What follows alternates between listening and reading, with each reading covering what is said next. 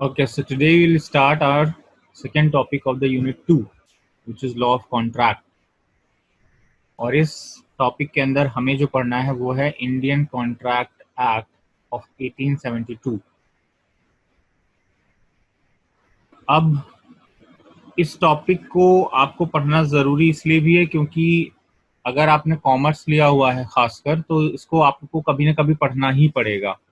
चाहे आप बीकॉम करेंगे, चाहे सीए करें, चाहे सीएस करें, चाहे लॉ करें, कोई भी स्ट्रीम आप चुनेंगे, आपको चाहे एमबीए करेंगे, बीबीए करेंगे, लॉ ऑफ कॉन्ट्रैक्ट आपको पढ़ना ही पड़ेगा। इसलिए अगर इस टॉपिक को आप अच्छे से पढ़ते हैं तो आपको आगे जाके एक बेस मिल जाएगा स्टार्ट करने का। तो सबसे पहली चीज ये है कि कॉन्ट्रैक्ट जो होते हैं वो हमारे होते हैं कॉमर्शियल लॉ का एक पार्ट। यानी कि जितने भी कॉन्ट्रैक्ट हैं, या कहें कि कॉन्ट्रैक्ट जो एक्ट हम लोग पढ़ रहे हैं, ये कॉमर्शियल लॉ का ही पार्ट है।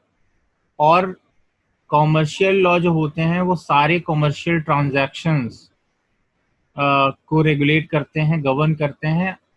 और जितने भी कॉमर्शियल ट्रांजैक्शंस होते हैं, ये हम जानते हैं कि वो किसी न किसी एग्रीमेंट या कॉन्ट्रैक्ट के थ्रू ही होते हैं। तो कॉन्ट्रैक्ट कॉमर्शियल लॉ का पार्ट है। And commercial law, in fact every commercial transaction begins with an agreement or a contract। चाहे कोई भी बिजनेस ट्रांजैक्शन हो, सेल हो, परचेज हो, एक्सचेंज ऑफ सर्विसेज हो, ये सारे ही हम अपनी डे टू डे एक्टिविटीज में परफॉर्म करते हैं। और इसीलिए हमें एग्रीमेंट और कॉन्ट्रैक्ट की जरूरत अपने डे टू डे एक्टिविटीज में पड़ती रहती है। और इसलिए भी हमें कॉन्ट्रैक्ट एक्ट की जानकारी होना, उसके बारे में जानना जरूरी है। कॉन्ट्रैक्ट से होता क्या है? कॉन्ट्रैक्ट बेसिकली जो होता है वो हमारे पार्टीज के राइट्स और ऑब्लिगेशंस को तय करता है। जनरली जो कॉन्ट्रैक्ट होता है उसके अंदर ये बातें तय हो जाती हैं दो पार्टीज के बीच में, जिनके बीच में भी कॉमर्शियल ट्रांजैक्शन हो रहा है, कि कौन पार्टी की क्या जिम्मेदारियां हैं, क्या ऑब्लिगेशंस हैं कह सकते हैं, या लाइबिलिटीज हैं, और कौन सी पार्टी के क्या राइट्स होंगे। दोनों ही पार्टीज की एक दूसरे के प्रति कुछ ना कुछ ऑब्लिगेशंस होते हैं, दायित्व होते हैं, और दोनों ही पार्टी के एक दूसरे के अगेंस्ट में कुछ राइट होते हैं। नाउ अब हम लोग जो स्टार्ट करेंगे वो डेफिनेशन से स्टार्ट कर रहे हैं। पहला जो हमें डेफिनेशन पढ़ना है दैट इज कॉन्ट्रैक्ट। पहला क्वेश्चन सबसे पहले ये आना चाहिए व्हाट इज कॉन्ट्रैक्ट में, कि कॉन्ट्रैक्ट, कॉन्ट्रैक्ट लॉ में कि व्हाट इज कॉन्ट्रैक्ट, यानी कि कॉन्ट्रैक्ट क्या होता है। देखिए, section 2H Indian contract act का, जिसको हम शॉर्ट में ICA भी लिख सकते हैं, इंडियन कॉन्ट्रैक्ट एक्ट का सेक्शन 2H, ये सेक्शंस आपको याद रखने हैं, ये एग्जाम पॉइंट ऑफ व्यू से इंपॉर्टेंट है। ये सेक्शंस आपको लिख के आने पड़ेंगे। Section 2H of Indian contract act defines a contract as an agreement enforceable in courts of law। Indian contract act का सेक्शन 2H ये कहता है कि कोई भी एग्रीमेंट जो कोर्ट ऑफ लॉ में इन्फोर्सिएबल है वो कॉन्ट्रैक्ट कहलाएगा। यानी कि कॉन्ट्रैक्ट क्या है? एक एग्रीमेंट है जो कि कोर्ट में इन्फोर्सिएबल है।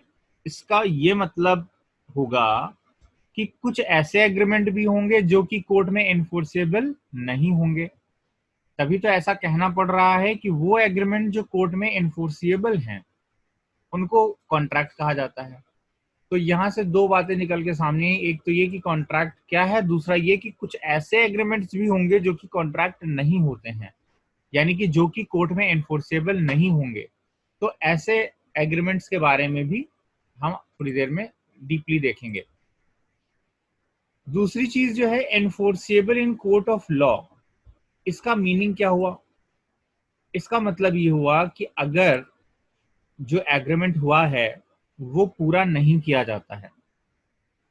कोई agreement enforceable in court of law कब कहलाएगा?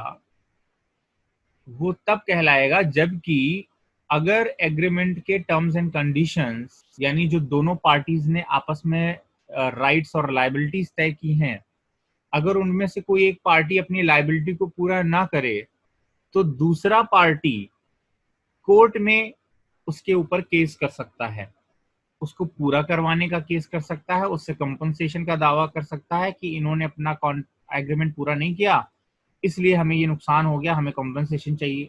या अगर पूरा करवाना चाहता है तो कोर्ट से कह सकता है कि इन्होंने अपनी लायबिलिटी पूरी नहीं करी, जो एग्रीमेंट में थी वो लायबिलिटी पूरी करवाई जाए, मैं चाहता हूं। तो इस तरीके इसको कहेंगे enforceable in court of law. और कुछ एग्रीमेंट जो कि इन्फोर्सेबल नहीं होते हैं, मतलब कि उनको कोर्ट में नहीं ले जाया जा सकता है। फॉर एग्जाम्पल, वो एग्रीमेंट का एग्जाम्पल जो कि कोर्ट में इन्फोर्सेबल नहीं है, मान लीजिए कि आज की डेट पे जतिन जी बहुत खुश हो जाएं। जतिन जी हैं कि नहीं क्लास में? Yes sir. अच्छा, मान लीजिए कि जतिन जी बहुत खुश हो जाएं कि सर ऐसा है कि आप बहुत अच्छा पढ़ा रहे हैं और बहुत मेहनत कर रहे हैं, हम अगर पास हो जाएंगे लीगल स्टडीज में बोर्ड में तो हम आपको एलचिको में बहुत बढ़िया दावत देंगे, पार्टी करेंगे। हम भी खुश हो गए, हमने कहा ठीक है, अच्छी बात है। अब बोर्ड का एग्जाम हो गया, इनके 99 मार्क्स आए लीगल स्टडीज में, धमाकेदार तरीके से पास भी हो गई है। लेकिन बाद में इन्होंने ना हमें फोन किया, ना हमें दावत दी। एलची को तो छोड़िए, इन्होंने किसी नुक्कड़ पे चाय भी नहीं पिलाई हमें, सर ढाबे में भी नहीं खिलाया। कुछ भी नहीं खिलाया, चाय भी नहीं पिलाई, बता तो रहे हैं।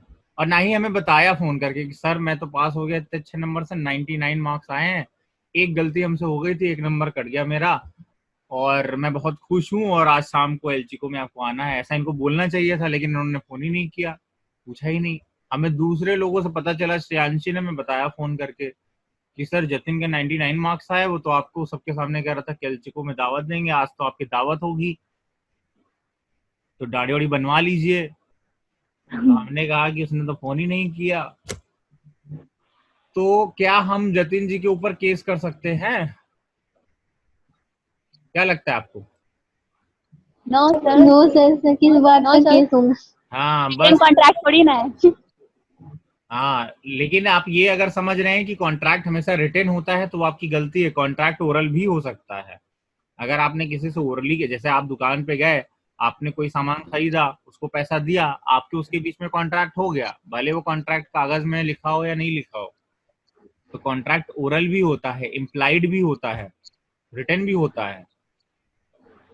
लेकिन आप सही कह रहे हैं कि ये जो है ये कॉन्ट्रैक्ट नहीं है, क्योंकि ऐसे जो हमारे एग्रीमेंट्स होते हैं, ये एग्रीमेंट तो है, यानी एग्री तो हुए थे, ये हम भी एग्री हो गए थे, दोनों पार्टीज एग्री थी कि ठीक है ऐसा होगा तो ये करेंगे। लेकिन इन्होंने अपनी लायबिलिटी पूरी नहीं करी है, फिर भी हम इन पर केस नहीं कर सकते। ये enforceable in court of law नहीं है ये एग्रीमेंट। रीजन ये है कि इसमें जब इन्होंने ये प्रॉमिस किया था तो उसमें इनका कोई इंटेंशन नहीं था कि हम इसको लीगली बाइंडिंग बनाएंगे। मतलब इन्होंने जो प्रॉमिस किया उसमें ये एलिमेंट नहीं था, मेंटल एलिमेंट नहीं था, इंटेंशन नहीं था कि अगर हम इसको पूरा नहीं करेंगे तो सर हमारे ऊपर केस कर सकते हैं, ऐसा कोई इन्होंने इंटेंशन नहीं रखा। ना ही हमारा कोई इंटेंशन था कि अगर ये हमको नहीं खिलाएंगे तो भाई हम इन पर केस कर देंगे। तो यहाँ ये सोशल कॉन्ट्रैक्ट्स की कैटेगरी में आता है। ये सोशल कॉन्ट्रैक्ट है, सामाजिक रूप से हम एक दूसरे से जो प्रोमिस करते रहते हैं उन प्रॉमिस को भी हम एग्रीमेंट कहते हैं। कि आपने, मान लीजिए श्रेयांशी के पापा ने कह दिया कि बेटा तुम 12th में अगर 80% मार्क्स लाओगी तो तुम्हें नई स्कूटी दे देंगे। अब श्रेयांशी ने 85% ला दिए, अब पिताजी मुकर गए, कहे कि हम अभी पैसा नहीं है और अभी किस्त चुकानी है कार की और ये करना है, अभी नहीं देंगे, बाद में देंगे। तो क्या श्रेयांशी जी उन पर केस कर देंगे जाके कि इन्होंने ऐसा एग्रीमेंट किया था, प्रॉमिस किया था, पूरा नहीं किया? नहीं कर सकते, क्योंकि यहाँ पर उनका इंटेंशन कोई लीगल ऑब्लिगेशन क्रिएट करने का नहीं था अपने ऊपर, ना ही आपको कोई लीगल राइट देने का था। ये सारे सोशल कॉन्ट्रैक्ट हैं, तो इनको हम लोग कहेंगे कि ये enforceable in court of law नहीं होते हैं। मेनली जब आप कोई कमर्शियल नेचर का कॉन्ट्रैक्ट कर रहे होते हैं, जहां पर आपकी इंटेंशन हो कि हाँ हमें लीगल ऑब्लिगेशंस और राइट्स क्रिएट करने हैं। जैसे आपने किसी कंपनी से एसी मंगवाया, उसको पेमेंट किया, अमेजोन से मान लीजिए मंगवा लिया, आपने पेमेंट कर दिया, एसी आके लग गया, खराब हो गया। आपने कंप्लेन करा फोन करके कि इसको बनाइए, आकर एक्सचेंज करिए, खराब हो गया है, उसने नहीं करवाया।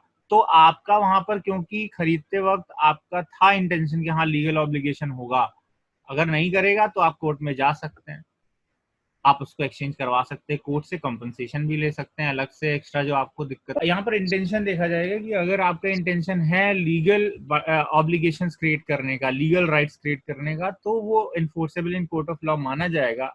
और अगर कोई सोशल कॉन्ट्रैक्ट्स हैं या कोई रिलीजियस आपने प्रॉमिस कर दिया, भगवान जी के मंदिर में गए, प्रॉमिस कर दिया भगवान जी से कि हम अगर पास हो जाएंगे तो 1.25 किलो लड्डू चढ़ाएंगे और भंडारा करवाएंगे, और नहीं किया तो क्या भगवान जी क्लेम कर देंगे? नहीं करेंगे।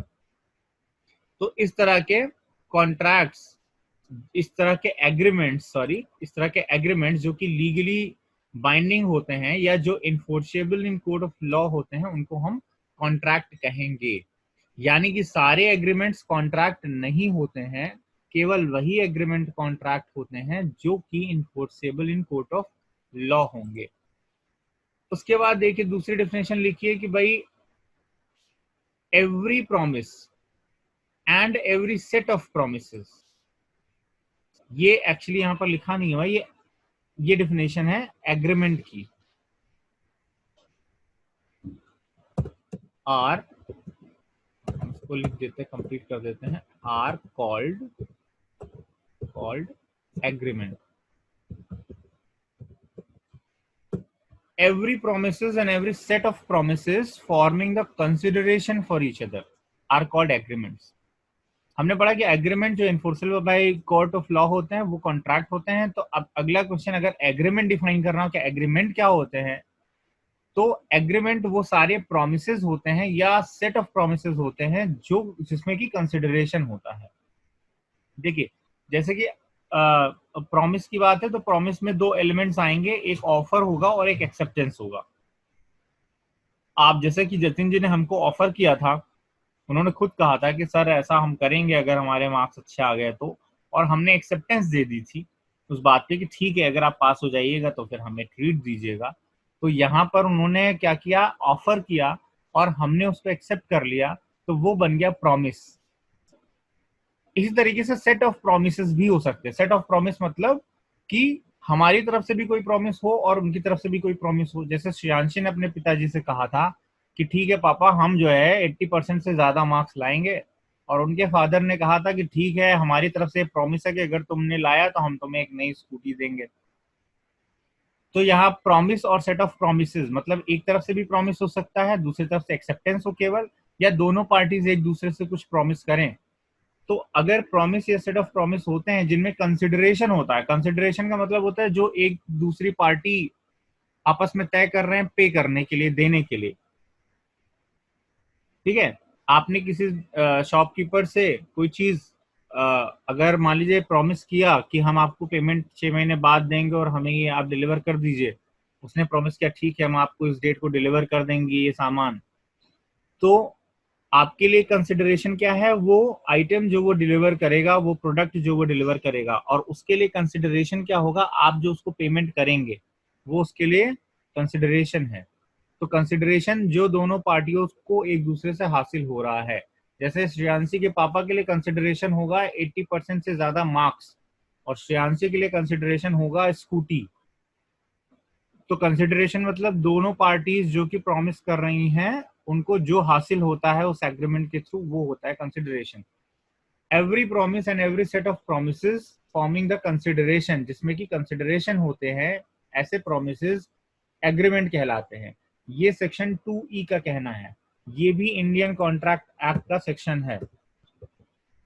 इसमें जितने भी सेक्शन हम लोग पढ़ेंगे आईसीए के ही होंगे, इंडियन कॉन्ट्रैक्ट एक्ट के।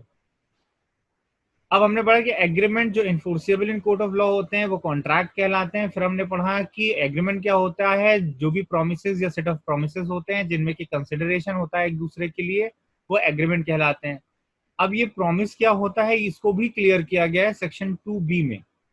Section 2B of Indian contract act says that when the person to whom the proposal is made, जिस आदमी को प्रपोजल किया गया है यानी ऑफर किया गया है, offer and proposal are the same thing, जिस पर्सन को प्रपोजल किया गया है, ऑफर किया गया है, is made signifies is assent thereto, वो अगर उस प्रपोजल को, उस ऑफर को अपनी एसेंट दे देता है, सहमति दे देता है, एक्सेप्टेंस दे देता है, तो ये प्रपोजल एक्सेप्टेड कहलाएगा। और जब प्रपोजल एक्सेप्टेड होता है तो उसको हम कहते हैं प्रॉमिस। ये प्रॉमिस की डेफिनेशन। तो प्रॉमिस क्या होता है कि जब एक पर्सन ने कोई चीज ऑफर करी, दूसरे ने उसको एक्सेप्ट कर लिया, तो हो गया प्रॉमिस। प्रॉमिस और सेट ऑफ प्रोमिसेस जिनमें की कंसिडरेशन होता है दोनों पार्टीज के लिए, वो बन जाते हैं एग्रीमेंट। और एग्रीमेंट अगर एनफोर्सिएबल इन लॉ है तो वो हो जाएगा कॉन्ट्रैक्ट। ठीक है, ये तीन चीजें हैं इसमें। अगर इसमें कोई डाउट हो तो आप पूछ सकते हैं अभी। देखिए, अब हम इसको एक इक्वेशन के फॉर्म में अगर रखें तो agreement plus enforceability makes a contract, यानी कि एक एग्रीमेंट और उसमें अगर ऐड कर दिया जाए एनफोर्सिएबिलिटी को तो वो हो जाता है एक कॉन्ट्रैक्ट। और एग्रीमेंट को हमने पढ़ा है कि एग्रीमेंट क्या होता है, एग्रीमेंट होता है offer plus acceptance. Offer plus acceptance ही एग्रीमेंट होता है, क्योंकि ऑफर प्लस एक्सेप्टेंस क्या होता है, प्रॉमिस होता है, और प्रॉमिस ही क्या होता है, प्रॉमिस एक्सेप्टेंस होता है। एग्रीमेंट को सिंपल टर्म्स में हम एक्सेप्टेंस कह सकते हैं, क्योंकि प्रॉमिस और सेट ऑफ प्रोमिसेस को ही एग्रीमेंट कहा गया है एक्ट के अंदर। तो एग्रीमेंट इज प्रॉमिस, या ये कहें कि agreement is offer plus acceptance.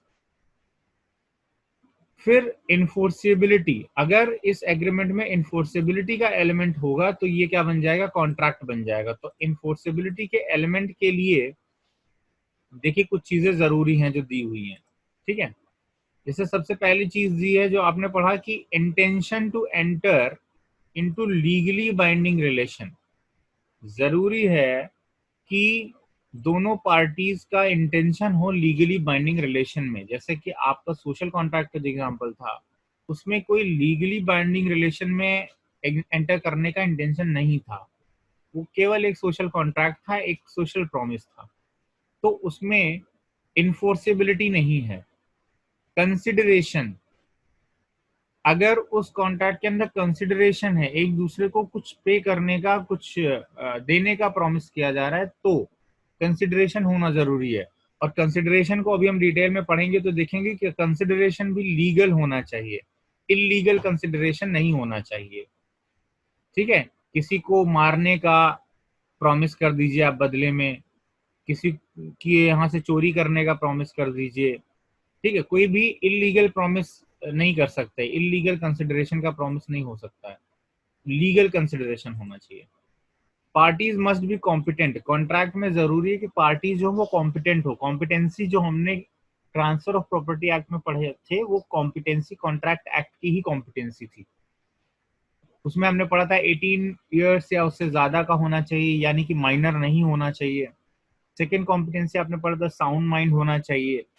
फिर आपने पढ़ा कि उसको लॉ में डिस्क्वालीफाई नहीं किया गया हो, ऐसा पर्सन होना चाहिए। तो ये सारी चीजें कॉम्पिटेंसी में आती हैं और वो यहाँ पर भी पार्टीज की कॉम्पिटेंसी पे लागू होती है। Next is free consent. Consent आपने पढ़ा कि जब एक्सेप्टेंस मिल जाती है पार्टी की तभी वह एग्रीमेंट बनता है। जब ऑफर होगा और ऑफर को एक्सेप्टेंस मिल जाएगी तभी तो वो एग्रीमेंट बनेगा, और जब एग्रीमेंट बनेगा तभी वो कॉन्ट्रैक्ट हो सकता है, क्योंकि एग्रीमेंट ही कॉन्ट्रैक्ट होता है अगर उसमें इन्फोर्सेबिलिटी ऐड कर दी जाए। तो एग्रीमेंट एक्सेप्टेड होना चाहिए और वहां पर फ्री कंसेंट होनी चाहिए। फ्री कंसेंट को हम लोग आगे आने वाले टॉपिक्स में डिटेल में डिस्कस करेंगे। फ्री कंसेंट का अभी के मतलब ये समझिए अभी के लिए कि किसी दबाव के बिना अपनी मर्जी से उस पार्टी ने अपनी सहमति दी हो एग्रीमेंट में, जबरदस्ती उसको फोर्स करके किसी और मेथड से मजबूर करके उससे कंसेंट नहीं ली गई हो, तो उसको हम बोलेंगे फ्री कंसेंट है। कैसे कैसे फ्री कंसेंट होती है वो हम लोग आगे डिटेल्स में पढ़ेंगे। और फिर है लॉफुल ऑब्जेक्ट, यानी कि इस कॉन्ट्रैक्ट को करने का, इस एग्रीमेंट को यहाँ पर जो किया गया है जिससे कि कॉन्ट्रैक्ट बनेगा, इसको करने का जो ऑब्जेक्ट है, जिस मकसद के लिए किया गया है, वो ऑब्जेक्ट भी लॉफुल होना चाहिए। यानी इलीगल ऑब्जेक्टिव्स के लिए, इलीगल मकसद के लिए कोई भी एग्रीमेंट किया जाएगा तो वो इनफोर्सेबल नहीं होगा। ये हम लोग क्या पढ़ रहे हैं, ये हम लोग पढ़ रहे हैं कि इनफोर्सेबल होने के लिए क्या क्या एलिमेंट होने जरूरी है। तो इनफोर्सेबल तभी होगा एग्रीमेंट जब उसमें लीगली बाइंडिंग रिलेशन स्टैब्लिश करने का इंटेंशन रहेगा पार्टीज का, जब उसमें पार्टीज एक दूसरे को कुछ कंसिडरेशन पे कर रहे हैं और वो भी लॉफुल कंसिडरेशन हो। तीसरा, पार्टीज कॉम्पिटेंट होनी चाहिए एग्रीमेंट की, तभी वो इनफोर्सेबल होगा। फ्री कंसेंट होनी चाहिए, जो ये एक्सेप्टेंस की बात हो रही है फ्री होनी चाहिए, तभी वो इन्फोर्सेबल होगा। और अगर इस एग्रीमेंट को करने का ऑब्जेक्ट लॉफुल है, लीगल किसी काम के लिए किया जा रहा है, तो वो इन्फोर्सेबल होगा। और जब ये सारी चीजें ही इसमें होंगी, यानी कि इन्फोर्सेबिलिटी के सारे एलिमेंट्स हो जाएंगे इस एग्रीमेंट में, then it will become contract, तो ये कॉन्ट्रैक्ट बन जाएगा। ठीक है, अब इसमें कोई अगर डाउट है आपको तो आप पूछिए। तो एक केस लॉ है, ये आपकी बुक में दिए हुए हैं, जो भी केस लॉज हम आपको बता रहे हैं, एक्स्ट्रा नहीं बता रहे हैं, इसलिए आपको इनको लर्न करना है। इन केस लॉज से क्वेश्चन जरूर आता है एग्जाम में, ये समझ लीजिए। जितने भी आपके हाईलाइटेड पोर्शंस में लिखे हुए हैं चीजें, नोट में लिखे हुए हैं जो चीजें, और जितनी भी केस लॉज दिए हुए हैं, इनसे डायरेक्ट क्वेश्चन पूछा जाता है एमसीक्यूज के फॉर्म में। तो बैल्फर वर्सेस बैल्फर का एक केस दिया हुआ है आपकी बुक में, ये केस 1919 का है, 1919 का है, इंग्लैंड का। यहां पर ये हुआ था कि हस्बैंड और वाइफ के बीच में एक एग्रीमेंट था जिसकी वैलिडिटी का क्वेश्चन उठा था कोर्ट के सामने, कि हस्बैंड और वाइफ के बीच में जो एग्रीमेंट हुआ है क्या वो वैलिड है कि नहीं। इसमें होता ये है, इसके फैक्ट्स ये हैं कि जो हस्बैंड होता है इसमें, और जो वाइफ होती है, वो लोग वेकेशंस मनाने के लिए, छुट्टियां मनाने के लिए इंग्लैंड जाते हैं। और इंग्लैंड जाने पर जो वाइफ होती है वो बीमार हो जाती है। डॉक्टर जो उस वाइफ का ट्रीटमेंट कर रहा होता है वो एडवाइस करता है कि वाइफ को फुल बेड रेस्ट चाहिए, और हस्बैंड जो होता है वो, उसकी छुट्टियां खत्म हो जाती हैं तो उसको अपनी जॉब पर वापस जाना होता है। वो लोग सिलोन के रहने वाले होते हैं, तो हस्बैंड अपने यहाँ सिलोन वापस चला जाता है, लेकिन जाने से पहले वो वाइफ को ये प्रॉमिस करके जाता है कि जो भी खर्चा तुम्हारा यहाँ पर होगा उसका पैसा हम तुम्हें हर महीने भेज दिया करेंगे। 30 पाउंड का उसने प्रॉमिस किया था कि हम हर महीने आपको भेजेंगे। कुछ समय तक उसने ये पैसा वाइफ के अकाउंट में भेजा, वाइफ को सेंड किया, और बाद में उन लोगों के बीच में कुछ डिफरेंसेस हो गए, मिसअंडरस्टैंडिंग हो गई, जिसके बाद हस्बैंड ने ये पैसा भेजना बंद कर दिया। अब वाइफ ने अपने जो बकाया पैसे थे जो उसके हस्बैंड ने प्रॉमिस किए थे कि हम देंगे, उसको रिकवर करने के लिए कोर्ट में एक केस फाइल कर दिया। आपके हिसाब से कोर्ट का डिसीजन क्या होना चाहिए था इसमें, कौन बताएगा? कोर्ट ने इस केस में बैल्फर बैल्फर नाम क्यों? क्योंकि हस्बैंड का सरनेम भी बैल्फर है, वाइफ का सरनेम भी बैल्फर है, इसलिए इसका नाम बैल्फर वर्सेस बैल्फर है, हस्बैंड वाइफ के बीच का केस है। तो इसमें कोर्ट ने ये कहा कि क्योंकि ये कॉन्ट्रैक्ट करते समय उनके बीच में कोई भी इंटेंशन लीगल ऑब्लिगेशंस क्रिएट करने का नहीं था, इसलिए ये एक कॉन्ट्रैक्ट नहीं है, ये सिर्फ एक एग्रीमेंट है, सोशल एग्रीमेंट है। इसमें उसकी मोरल ऑब्लिगेशन की इंटेंशन थी, उसने मोरली, नैतिक रूप से ये जिम्मेदारी ली थी ना कि मैं, भाई मेरी नैतिक जिम्मेदारी है हस्बैंड होने के नाते, इसलिए मैं तुम्हें हर महीने इतना पैसा भेजूंगा। लेकिन उसका कोई लीगल इंटेंशन क्रिएट करने, लीगल रिलेशन क्रिएट करने का इंटेंशन नहीं था, इसलिए कोर्ट ने वाइफ के पिटीशन को रिजेक्ट कर दिया। ठीक है, तो ये बैल्फोर वर्सेस बैल्फोर केस है, इंपॉर्टेंट है, इसको आप जजमेंट इसलिए हमने यहाँ पर लिख दिया है that the arrangement between the husband and wife was only a moral obligation and the parties never intended to create any legal relations. Okay? एक एग्जांपल और है, जैसे ए प्रॉमिस करता है कि मैं बी को अपनी कार दूंगा, बी बदले में कुछ पैसे पे करने का प्रॉमिस करता है, इनके बीच में अभी जो हुआ है अगर ये तय हो जाता है तो इसको हम एक प्रॉमिस या एग्रीमेंट कहेंगे। ठीक है, ऐसा आप कह सकते हैं। प्रिंसिपल ऑफ कॉन्ट्रैक्ट है, प्रिंसिपल्स ऑफ कॉन्ट्रैक्ट बहुत इंपॉर्टेंट है, आज हम लोग पूरा नहीं कवर करेंगे, अभी हम लोग केवल ऑफर और एक्सेप्टेंस कवर करेंगे। यानी कि अब जो भी एलिमेंट्स आपने अभी तक समझे हैं एग्रीमेंट में ऑफर प्लस एक्सेप्टेंस होता है, फिर इन्फोर्सेबिलिटी में जो चीजें आपने पढ़ी थी एलिमेंट्स उसके, उन सबको एक एक करके डिटेल में पढ़ना है हमें प्रिंसिपल्स ऑफ अ कॉन्ट्रैक्ट में। हेडिंग प्रिंसिपल्स ऑफ कॉन्ट्रैक्ट आपकी बुक में दी है, इसलिए हम यही हेडिंग यूज कर रहे हैं। आप इसको स्टेजेस ऑफ कॉन्ट्रैक्ट भी लिख सकते हैं या इंडिविजुअल टॉपिक्स बना करके हेडिंग्स भी आप पढ़ सकते हैं इसको।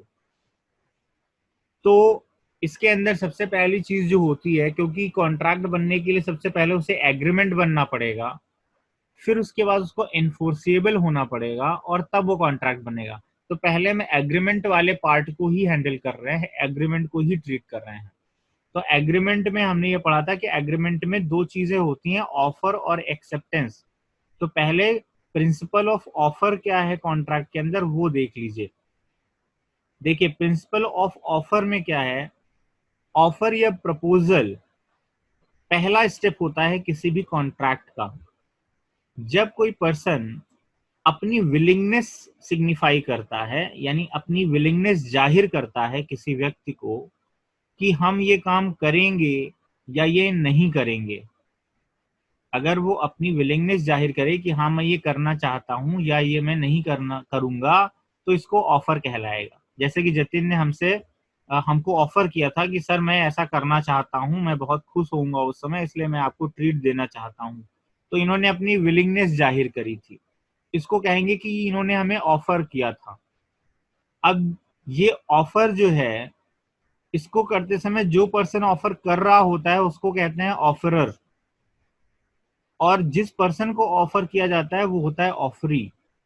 तो हमारे केस में जतिन है ऑफरर क्योंकि ये ऑफर कर रहे हैं हमें, और हम हो गए ऑफरी क्योंकि इन्होंने हमको प्रॉमिस किया था।